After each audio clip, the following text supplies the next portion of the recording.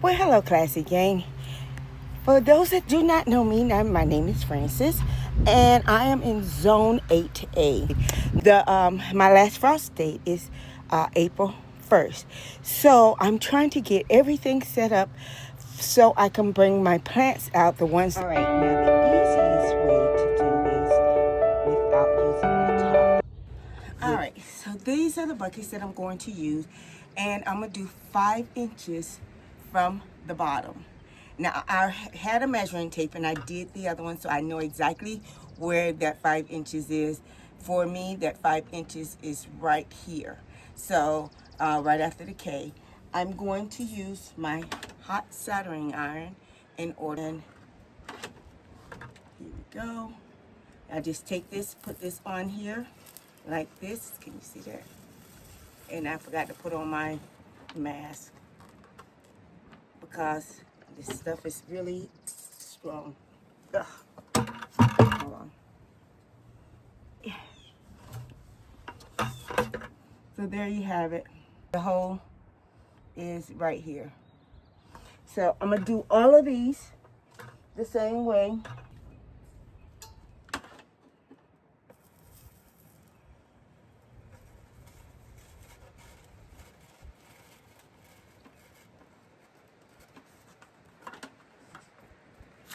And it's best to do this outside because, first of all, you need plenty of ventilation.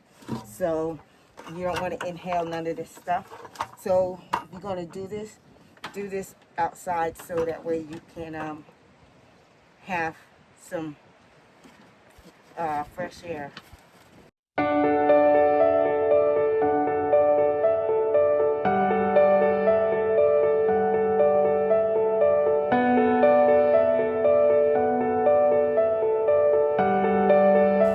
Is the wicking container that I showed you how to make.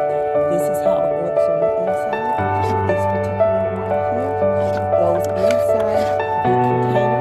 Remember, not the flat side down. You want it, if you have a saw, you can cut it in an angle.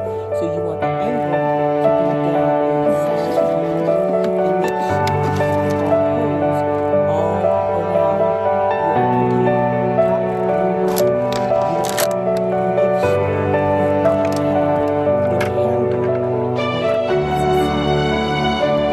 always show your computer so you can tell it it's not. You want it to stop because of the water is so what ends up happening is once you get water in here, it's going to fill up and it's going to spill out into the other container. And all of the buckets have the same thing. It has holes in the top and the bottom so they can remain full. And once they get full, that is going to start spilling out so that way the water is going to come on the top. Now, from here down is basically, as you can see, the hole stops here. So it just won't be sopping wet. So I'm going to have plenty airspace for that to actually, like I said, for my soil to sit down. Now, when I'm packing this, I want to pack them all in between all of the empty spots inside the container itself. Okay? And I'm getting ready to put my gloves on.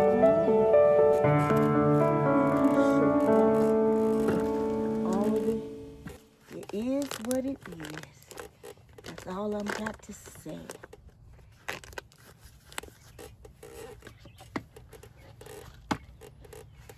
Okay.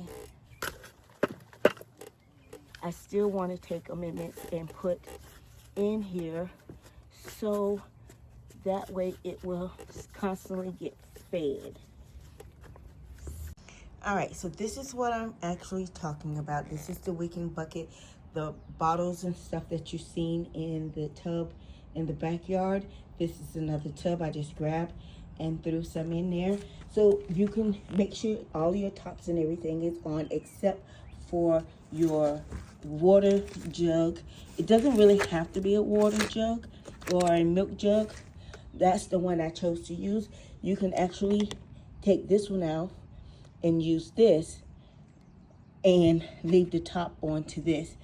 Now the object of this is You fill this up, and I have this hole that's right there.